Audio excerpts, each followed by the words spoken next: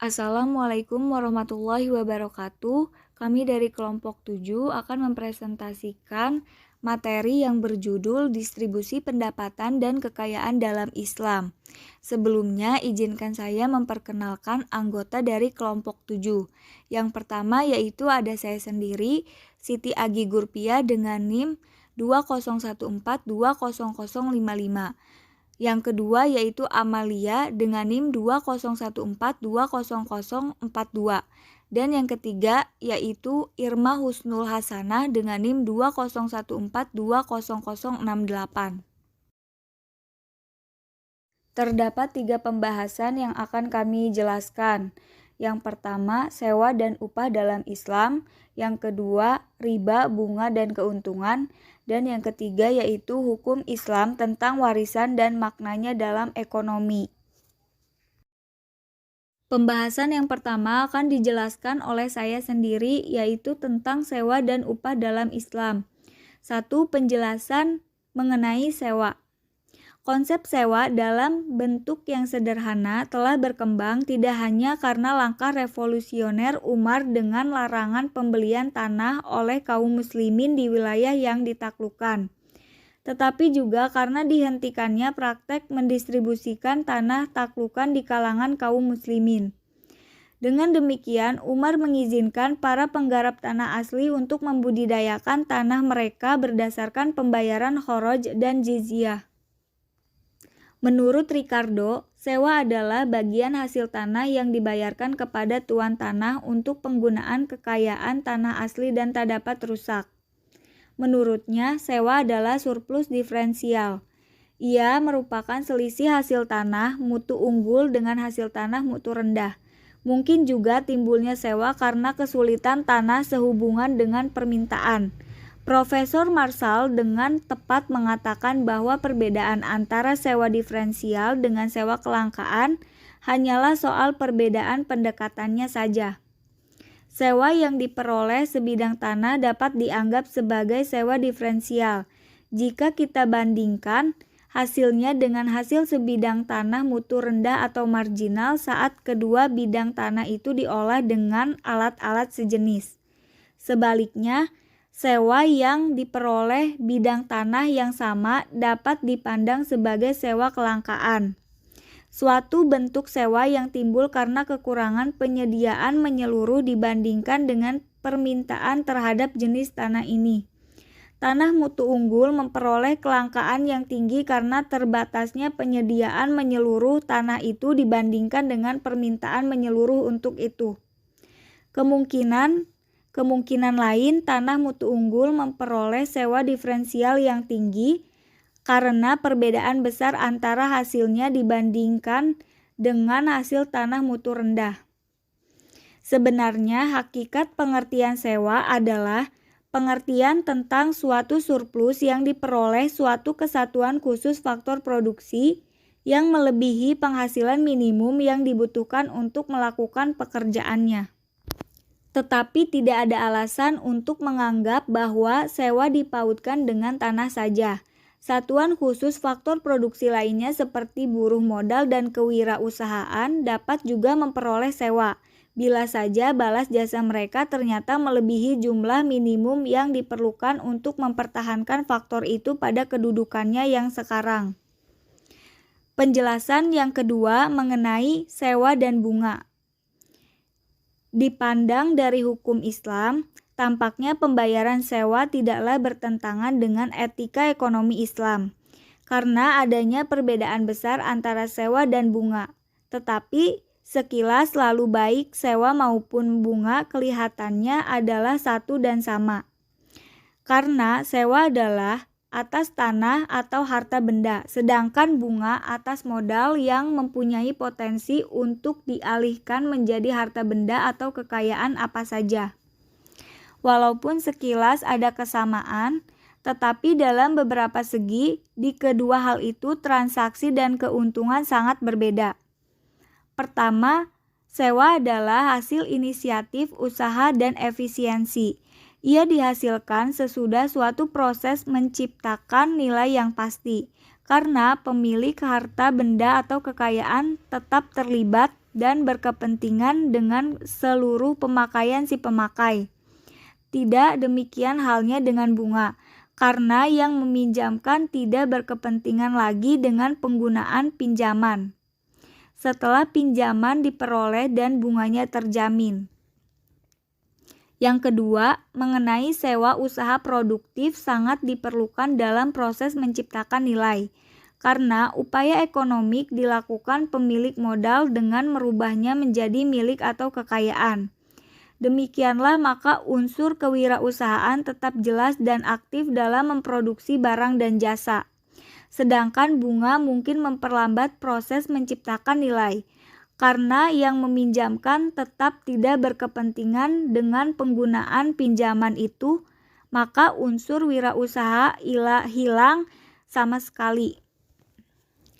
Yang ketiga, dalam hal sewa, pemilik modal sendiri menentukan pola, ukuran, dan manfaat produk, karena itu terbatas pada penggunaannya yang pasti dan bertujuan. Sedangkan dalam hal bunga, pemilik yang sebenarnya tampaknya tidak berkepentingan dengan penggunaan ekonomik dari modal. Karena itu, besar kemungkinan modal dapat disalahgunakan. Keempat, dalam beberapa hal sewa tidak termasuk harga, seperti harga jagung tidak tinggi karena sewa dibayarkan, sebaliknya sewa dibayarkan karena harga jagung tinggi. Tetapi bunga tidak termasuk harga, memperlambat proses produksi, dan yang sangat terpukul adalah para konsumen miskin.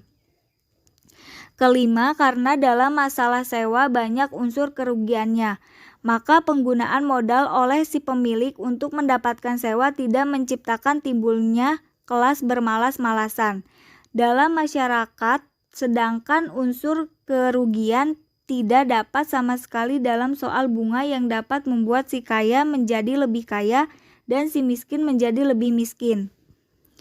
Memang benar bahwa modal berubah-ubah dan mempunyai potensi untuk diubah menjadi hak milik atau kekayaan.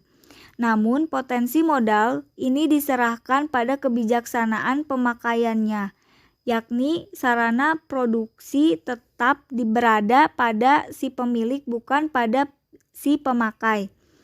Kenyataannya masalah sewa pada suatu hak milik atau penyewaan pada suatu kekayaan lebih mirip dengan gaji dan upah, atau dengan batas laba bruto yang ditentukan oleh pembuat barang atau pedagang atas barangnya, atau dengan pembayaran upah yang dikenakan oleh profesi apapun. Hal ini sangat berlainan dengan bunga dan modal. Penjelasan yang ketiga yaitu mengenai upah dalam Islam. Upah mengacu pada penghasilan tenaga kerja. Upah dapat kita pandang dari dua segi yaitu moneter dan yang bukan moneter. Teori upah yang pada umumnya diterima oleh teori produk marginal. Menurut teori ini, upah ditentukan oleh keseimbangan antara kekuatan permintaan dan persediaan dengan mengasumsikan penyediaan tenaga kerja dalam suatu jangka waktu yang panjang dan konstan. Maka permintaan akan buruh dalam suatu kerangka masyarakat kapitalis datang dari majikan yang memperkerjakan buruh dan faktor produksi lainnya untuk membuat keuntungan dari kegiatan usahanya. Pada kenyataannya, dalam pola suatu masyarakat Islam, upah yang layak bukanlah suatu konsesi, tetapi suatu hak asasi yang dapat dipaksakan oleh seluruh kekuasaan negara. Bila reorientasi sikap negara telah dilaksanakan, maka penetapan upah dan perumusan produktivitas sesungguhnya hanya merupakan soal penyesuaian yang tepat. Di semua negara Islam di dunia, sangat diperlukan ditegaskan kembali cita-cita dinamik yang mengatur undang-undang perburuhan dan menerima prinsip hak-hak buruh yang diakui seluruh dunia, seperti hak untuk mogok, mendapatkan upah yang layak, jaminan sosial, laba, dan lain-lainnya. Nabi SAW diriwayatkan berkata, penghasilan terbaik ialah penghasilan seorang pekerja, dengan syarat ia melakukan pekerjaannya dengan hati-hati dan ia hormat kepada majikannya. Negara Islam memiliki wewenang untuk mengekang kegiatan antisosial pekerja dalam bentuk apapun. Sesungguhnya Islam menghendaki pertumbuhan masyarakat yang berimbang. Untuk ini, kompromi antara buruh dan majikan dianggap sebagai prasyarat yang hakiki. Yang keempat yaitu penjelasan tentang perbedaan upah. Terdapat suatu perbedaan besar antara pekerja intelektual dan pekerja kasar, antara pekerja-pekerja terampil dan pekerja tidak terampil. Sangat sedikit mobilitas kerja di antara dua golongan pekerja itu. Akibatnya adalah tingkat keseimbangan upah bagi masing-masing kelompok yang tidak bersaing akan ditentukan oleh rencana penyediaan dan rencana permintaan dari masing-masing kelompok. Perbedaan upah juga bisa timbul karena perbedaan keuntungan yang tidak berupa uang. Beberapa jenis pekerjaan lebih menyenangkan daripada pekerjaan lainnya. Perbedaan biaya latihan pun sering menyebabkan adanya perbedaan upah. Perbedaan upah mungkin juga disebabkan oleh ketidaktahuan atau kelambanan. Tetapi dalam beberapa hal, Islam mengakui adanya perbedaan di antara berbagai tingkatan pekerja, karena adanya perbedaan kemampuan serta bakat yang mengakibatkan perbedaan penghasilan dan hasil material diakui dalam kitab suci Al-Quran, yaitu Quran Surah An-Nisa ayat 32. Islam tidak percaya kepada persamaan yang tetap dalam distribusi kekayaan, karena kemajuan sosial apapun dalam arti yang sebenarnya mengkehendaki kesempatan sepenuhnya bagi pertumbuhan bakat yang pada gilirannya menuntut pengakuan bagi perbedaan mengenai upah. Sekian penjelasan dari saya. Materi atau pembahasan selanjutnya akan dijelaskan oleh Amalia. Kepadanya dipersilahkan. Assalamualaikum warahmatullahi wabarakatuh. Saya Amalia dengan NIM 2014242. Di sini saya akan menjelaskan materi mengenai riba, bunga, dan keuntungan. Yang pertama ialah riba dan bunga. Dalam Al-Quran menunjukkan kenyataan bahwa al-riba mengacu pada perbuatan mengambil sejumlah uang yang berasal dari seseorang yang berutang secara berlebihan. Hal ini lazim terdapat di kalangan orang Arab dan yang mereka kenal pada masa diwahyukan Al-Quran. Jelaslah harus demikian karena suatu larangan yang berkaitan dengan persoalan rakyat sehari-hari harus dinyatakan dalam bahasa biasa. Oleh karena itu, pada umumnya, para ulama menerimanya. Sejumlah ahli hukum ternama mencoba mendefinisikan al-riba pada zaman jahiliyah. Menurut Mujahid yang meninggal pada tahun 104 Hijriah, riba zaman jahiliyah yang dilarang Tuhan adalah bila seseorang berutang kepada orang lain dan berkata si pemberi utang, "Saya akan memberi kepada Anda sedemikian banyak jika Anda memberikan kepada saya perpanjangan waktu." Imam Malik berkata pada zaman jahiliyah yang dinamakan riba adalah bila pada suatu ketika seseorang memberikan pinjaman untuk suatu jangka waktu tertentu dan bila periode itu telah habis, si pemberi utang bertanya kepada yang berutang, apakah ia akan mengembalikan utangnya atau menaikkan jumlahnya. Jika ia membayarnya, akan diterima. Kalau tidak, maka jumlah utang itu akan dinaikkan dan ia diberi perpanjangan waktu. Larangan Al-Quran akan riba tertuang dalam Al-Quran Surat Al-Baqarah ayat 275. Mengenai bunga, Haberler dalam karyanya Prosperity and Depression telah menyatakan dengan tepat bahwa penjelasan dan penentuan mengenai suku bunga masih saja menimbulkan lebih banyak pertentangan di antara para ahli ekonomi dibandingkan dengan cabang lain dari teori mengenai bunga. Selanjutnya akan terlihat bahwa teori-teori tentang bunga tidak dapat menjawab pertanyaan mengapa bunga itu dibayarkan, tetapi konsensus pendapat menganggap bahwa bunga merupakan tambahan tetap bagi modal. Dikemukakan bahwa tambahan yang tepat ini merupakan biaya yang layak bagi digunakannya uang dalam suatu proses produksi. Sedangkan riba mengacu pada bunga uang yang terlalu tinggi pada pinjaman tidak produktif. Hal ini berlaku pada masa pra-Islam, ketika orang belum mengenal pinjaman produktif dan pengaruhnya pada pertumbuhan ekonomi. Poin kedua ialah mengapa bunga dibayarkan. Tidak terdapat jawaban yang jelas atas pertanyaan mengapa bunga dibayarkan. Kita dapati perbedaan pendapatan yang luas di kalangan para ahli ekonomi mengenai teori bunga. Banyak pemikir besar yang memandang pembayaran bunga sebagai hal yang tidak adil. Dalam karyanya Politics, Aristoteles membandingkan uang dengan ayam betina mandul yang tidak bisa bertelur. Menurut dia, sekeping mata uang tidak bisa beranak kepingan uang yang lain. Dalam karyanya, Aus Plato mengutuk bunga pada tahap dinia kekaisaran Romawi, menentang dikenakannya bunga walaupun bunga muncul dengan timbulnya kelas kapitalis. Pembatasan yang berat diadakan oleh orang Romawi dengan memberlakukan undang-undang mengenai suku bunga. Pada abad pertengahan, Gereja Nasrani melarang praktek mengambil bunga yang terlalu tinggi dan memungut bunga. Berlawanan dengan prinsip kebiasaan umum, banyak di antara penganut merkantilisme yang menganjurkan suku bunga yang rendah, tetapi tidak dijelaskan sama sekali mengapa bunga dibayar. Argumen klasik mengenai pengaruh suku bunga pada tabungan sangat dikecam oleh para ahli ekonomi seperti Keynes. Dia berpendapat bahwa tingkat pendapatan lebih menjamin persamaan antara tabungan dan investasi daripada suku bunga. Tabungan tidak begitu tergantung pada bunga, sebagaimana pada tingkat investasi dan kesempatan kerja.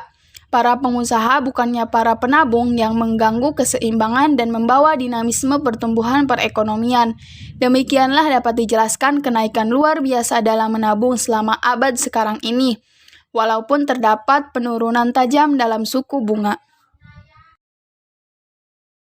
Kemudian, aliran para ahli ekonomi Austria seperti Baumgart memasukkan ide mengenai preferensi waktu dalam menjelaskan mengapa bunga dibayarkan. Menurut dia, bunga timbul karena orang lebih menyukai barang di masa yang akan datang, dan karena kepuasan di masa itu, kalau dinilai dengan pendirian waktu sekarang mengalami diskonto, maka bunga adalah diskonto harga. Baumgart memberikan 3 alasan tentang mengapa orang lebih menyukai kepuasan sekarang dibandingkan dengan kepuasan di masa yang akan datang, yaitu yang pertama, pandangan yang rendah terhadap perspektif masa depan. Yang kedua, kelangkaan relatif barang sekarang dibandingkan dengan barang di masa yang akan datang. Dan yang ketiga ialah keunggulan teknik atas barang di masa yang akan datang. Para ahli ekonomi tidak dapat menemukan jawaban yang jelas dan pasti terhadap pertanyaan mengapa bunga dibayarkan. Selain itu, beberapa di antaranya hanya menjelaskan bagaimana ia ditentukan tanpa memperhatikan kenyataan bahwa penetapan suku bunga terlebih dahulu menghalangi mobilitas produksi dan pertumbuhan yang terkandung di dalamnya. Poin yang ketiga ialah teori Islam tentang modal. Islam mengakui modal serta peranannya dalam proses produksi. Islam juga mengakui bagian modal dalam kekayaan nasional, hanya sejauh mengenai sumbangannya yang ditentukan sebagai persentase laba yang berubah-ubah dan diperoleh bukan dari persentase tertentu dari kekayaan itu sendiri. Teori Islam mengenai modal lebih realistis, luas, mendalam, dan etik daripada teori modern tentang modal. Realistik karena produktivitas modal yang mengalami perubahan berkaitan dengan kenyataan produksi, yang dianggap mudah berubah dalam keadaan pertumbuhan yang dinamis, luas, dan mendalam, karena ia memperhatikan semua variabel seperti mata uang, jumlah penduduk, penemuan baru, kebiasaan, selera, tingkat hidup, ketinggalan waktu, dan sebagainya. A. Bunga dan kapitalisme. Dalam perekonomian, kapitalis tanpa rencana melalui godaan keamanan modal dan bunga.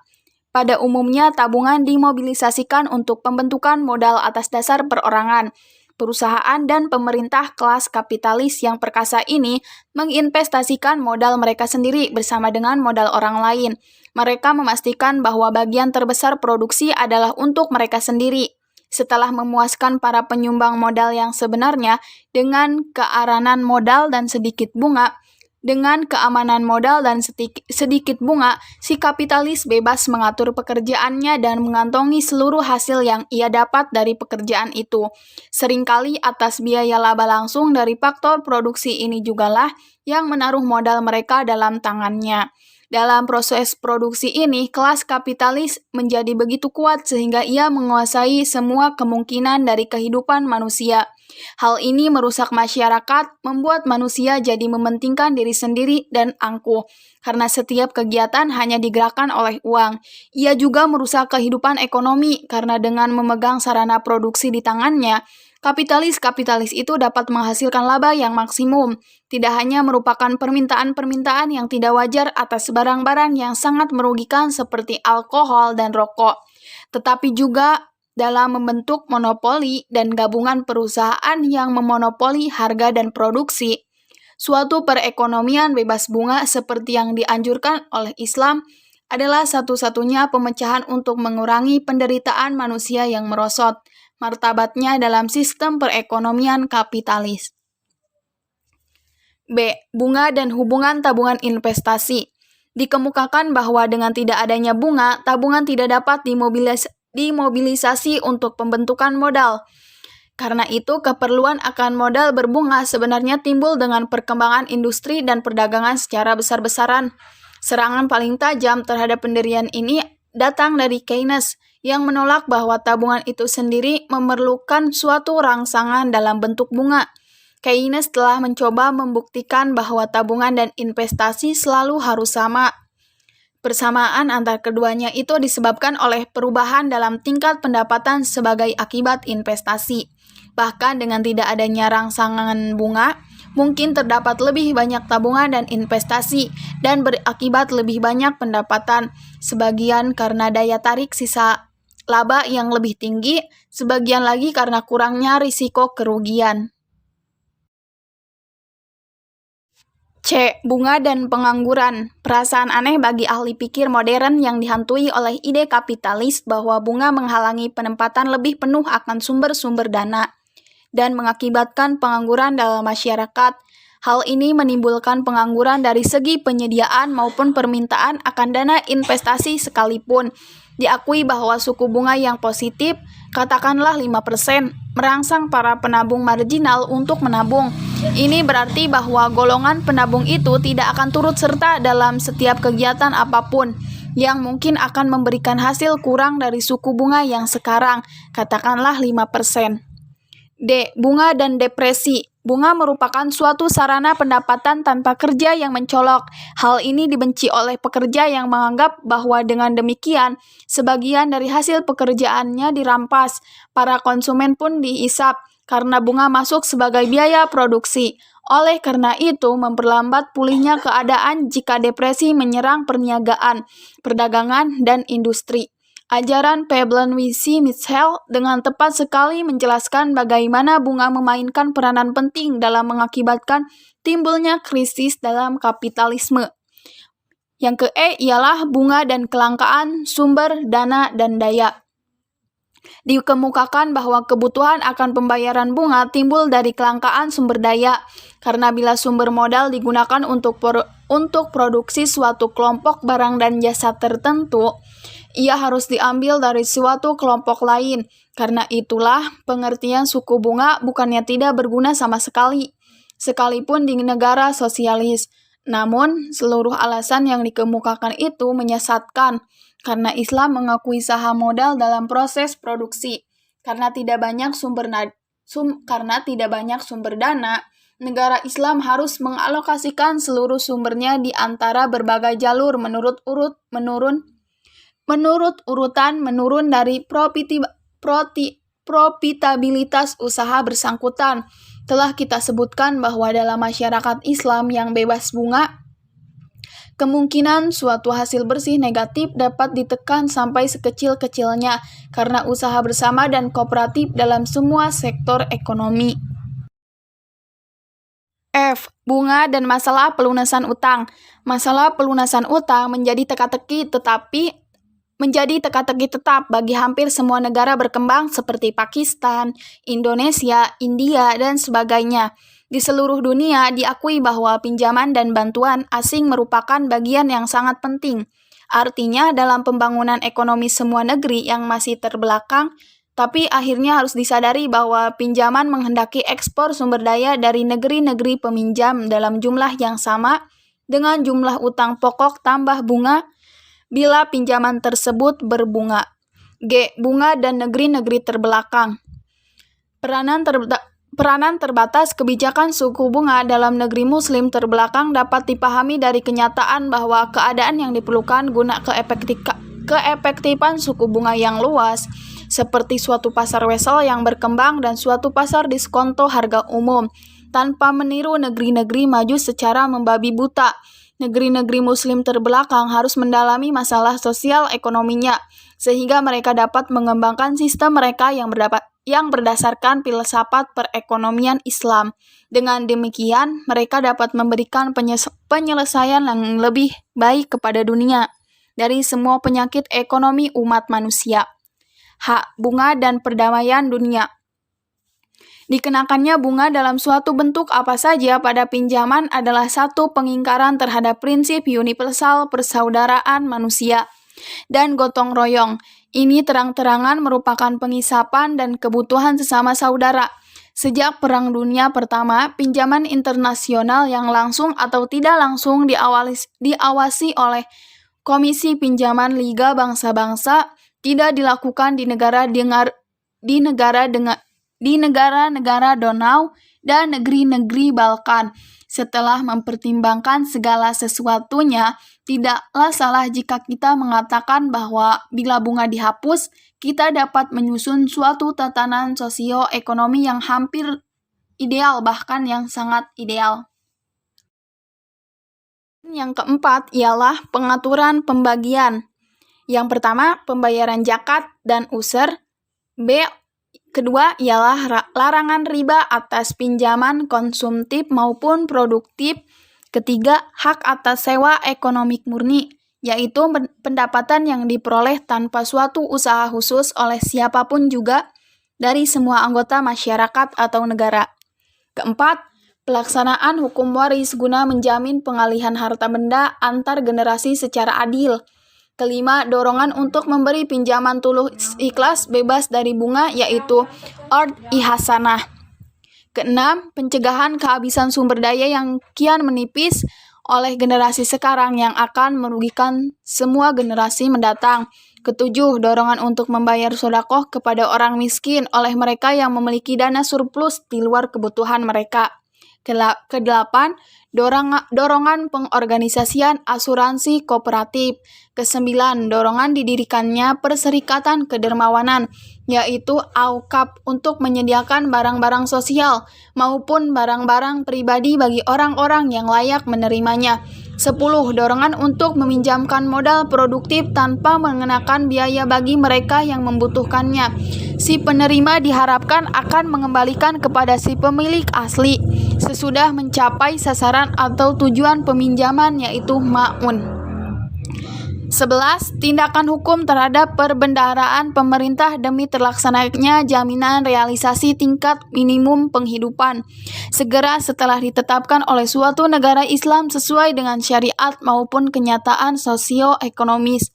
Yang terakhir ialah pemungutan pajak tambahan di luar zakat dan user oleh suatu negara Islam untuk menjamin pemerataan yang adil. Cukup sekian dari saya. Wassalamualaikum warahmatullahi wabarakatuh. Assalamualaikum warahmatullahi wabarakatuh. Saya Irma Kusal Hasana akan menjelaskan hukum Islam tentang warisan dan maknanya dalam ekonomi. Menurut Encyclopedia of Social Science, warisan adalah harta benda orang mati yang diberikan kepada orang hidup dan terdapat dalam suatu bentuk di mana lembaga harta benda pribadi diakui sebagai dasar sistem sosial dan ekonomi.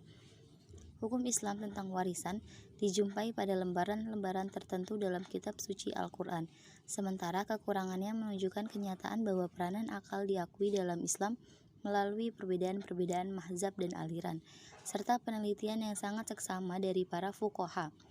Dewasa ini,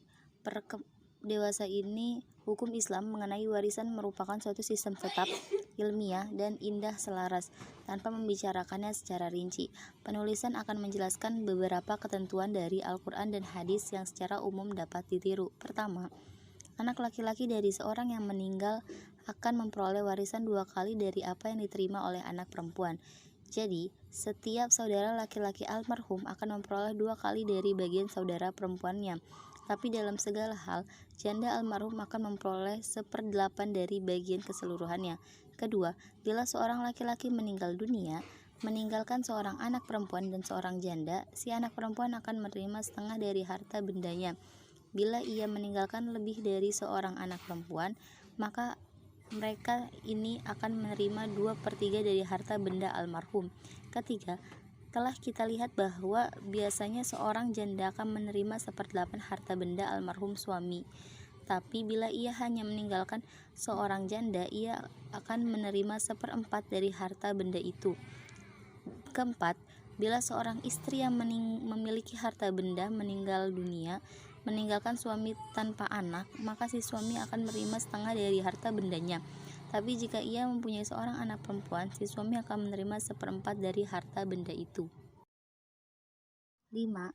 Bila seorang anak laki-laki meninggalkan istri, kedua orang tua, dan seorang saudara laki-laki, maka saudara laki-lakinya ini tidak menerima apa-apa, tapi ayahnya akan menerima 1/6 dari harta benda itu, walaupun si anak laki-laki meninggalkan seorang anak laki-laki atau anak perempuan. Keenam, bila seorang anak laki-laki hanya meninggalkan seorang ibu dan seorang saudara laki-laki, si ibu akan menerima 1/3 dari harta benda. Bila tidak, bagaimanapun juga si ibu akan menerima 1/6 dari harta benda itu. Ketujuh, bila seorang laki-laki meninggalkan seorang istri dan anak laki-laki, saudara laki-laki dan saudara perempuannya tidak akan menerima apa-apa.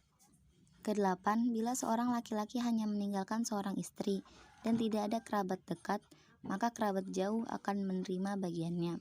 Kesembilan, bila seorang anak laki-laki meninggal dunia sebelum kematian ayahnya, cucu laki-laki atau cucu perempuannya tidak akan mendapat apa-apa. Umpamanya, ke-10, bila seorang wanita meninggalkan seorang anak laki-laki atau seorang anak perempuan, anak tirinya laki-laki atau perempuan tidak akan memperoleh apa-apa. Ketentuan-ketentuan yang dijelaskan di atas tidak lengkap, masih banyak kemungkinan lainnya. Selanjutnya A. Prinsip dasar. Prinsip pokok mengenai tata urutan adalah orang yang lebih diutamakan ialah orang yang terdekat pada almarhum, seperti anak perempuan dari anak perempuan cucu lebih diutamakan daripada anak perempuan dari anak perempuannya anak laki-laki cicit. Prinsip ini harus diperhatikan dalam menetapkan urutan ahli waris. Cara menetapkan urutan ahli waris pada 1. Waria. Menurut Abu Hanifah, seorang waria yang jenis kelaminnya sangat diragukan mungkin diberikan bagian yang lebih kecil dari kedua bagian itu. 2. Kehamilan.